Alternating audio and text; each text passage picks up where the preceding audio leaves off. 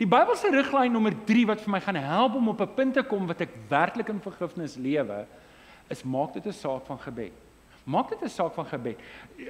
In Psalm 147 vers 3 lees ons, hy genees die gebrokenes van hart en hy verbind die wonde. Dis ons God se aard. Hy wil hê, het jy seer vanoggend, dan moet jy kom.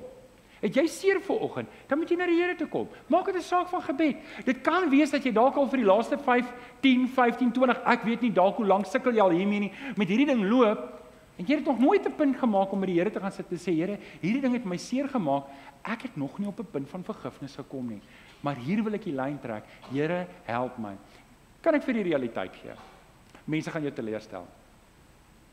Mense gaan jou teleurstel. Dis nou jammer ek is so pessimisties, maar ek ken mense. Ken jy mense? Wie van julle was, wat hier sit, sê, ek was al goed teleurgesteld gewees in mense. Okay, alright, 'n paar van julle was, die res van julle nog nie begin leef nie, maar julle sal nog agterkom.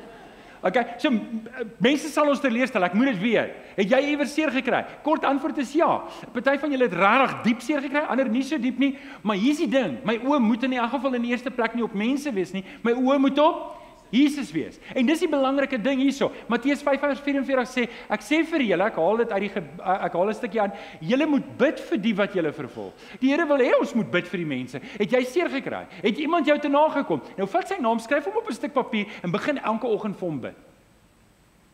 Jy moet nou nie bid soos die oomie wat gebid het vir 'n ander ou nie. Ons was 'n gebedsgroepie, dit het op 'n stadium sleg gegaan in Zimbabwe. Op 'n stadium.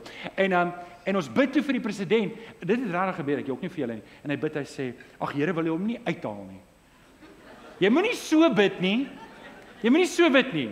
Jy moet bid in liefde en genade nie. Okay, so ons moet bid vir hulle.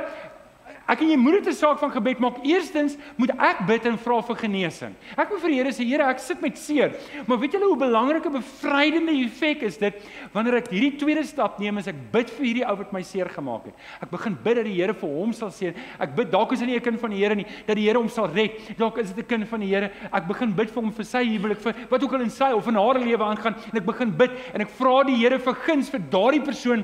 Weet jy wat verander in jou hart? Want skielik is dit nie meer jou hart nie, jy's besig om Jesus se hart uit te lewe.